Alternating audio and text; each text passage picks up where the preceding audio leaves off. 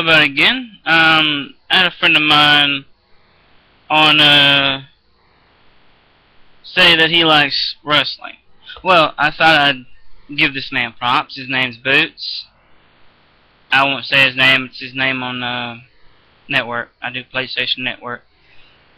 I'm gonna do probably the top five of the 50 today. I looked online, looked up the best wrestlers of all times. Now, number 50, Rick Rude. Now, this is just by one website, IGN's website. Okay, what I'd like right now is for all y'all to confirm Ohio Sweet Hog to shut your mouth so I can take a robe off and show you ladies what real man looks like. This is Rick Rude. Now he was in all WCW. He had managers like Jimmy Hart and pre-Paul Bear, Percy Pringle. Rude landed at the WWE where he was made a household name for himself as a pinnacle member of Bobby Heenan family later. He headed to WCW with a feud with Sting and became one of the first ever Paul Heyman guys as top member of Dangerous Alliance. Samoa Joe, TNA, everybody knows him. This is number 41. Best most intimidating striker and mat technician of the modern era, Samoa Joe manages to be supremely athletic while not having the physique of an action figure. Paul, part Islander, part Trinity Killer, Joe has been in classics with the likes of AG Styles, CM Punk, Christopher Daniels, Kurt Angle, and Kent Kobushi. His brutal style made him most dominant ROH champion in the history of the organization. Alright, number 48. Arn Anderson. Iron Anderson. One of the world's most associated with premier four horsemen. The Enforcer, y'all. Anderson is underrated whether in the singles competition or as part of a tag team champion. In WCW or WWF, Anderson was wrestler's wrestler. Anderson, a thinking man's technician, would often isolate a body part from nailing his opponents, who were usually either big or fast, with AA Spinebuster or DDT. Always using great quiet physiology, Aaron was Ric Flair's Rock and the promoter Celebrity Assassins. Rob Van Dam. Oh, everybody loves this guy. In the mid-90s, ECW Evolution was name of the Bloody Game, and Rob Van Dam, with his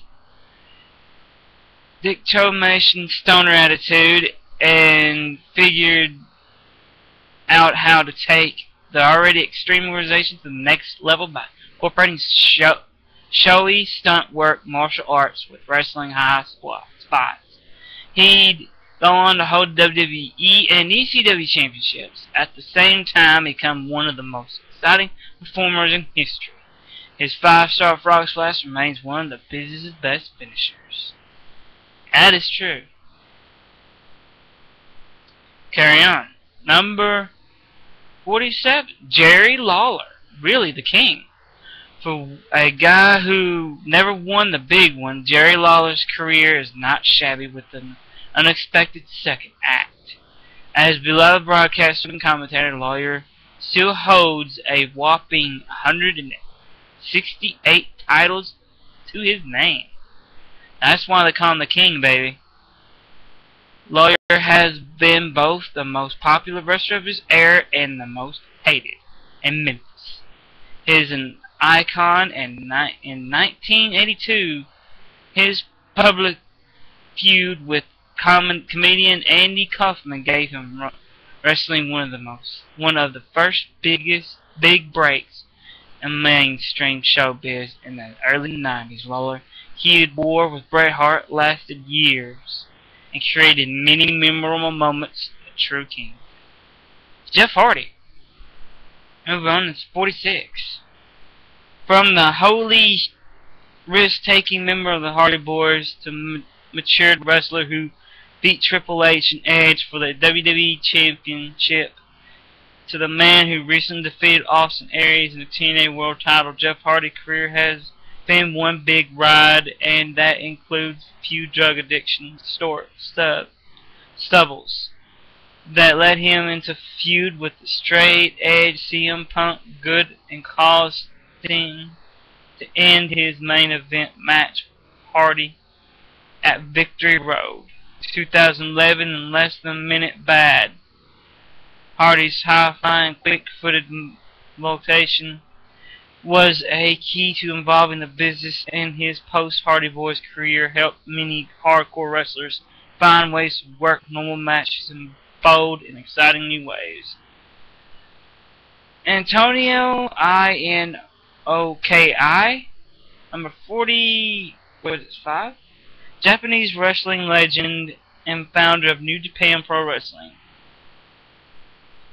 Antonio Inoki still remains one of his nation's greatest superstars, trained in the early era of shooting and hooking by Frank Gotcha. Inoki not only faced the likes of Hulk Hogan and Ric Flair, but pitted himself against icon champions of different fighting styles, such as boxers, Samoan wrestlers, and masters of Kung Fu. Inoki's all-around style seemed as pursuer to mixed martial arts, and his highly publicized bout with Muhammad Ali stands as the most famous encounter. These guys are pretty good. I'll probably do more later, but The Big Show. Oh man, getting into modern day still. Now, over his storied career, Big Show's title has enabled him a flow, but after his incredible match with Sheamus at Hell in a Cell in 2012, the Show won the World Heavyweight Championship for the second time. There's little doubt that he's one of the most gifted big men in the sport has ever seen. Brought to WCW as completely green rookie by Hulk Hogan from a feud with them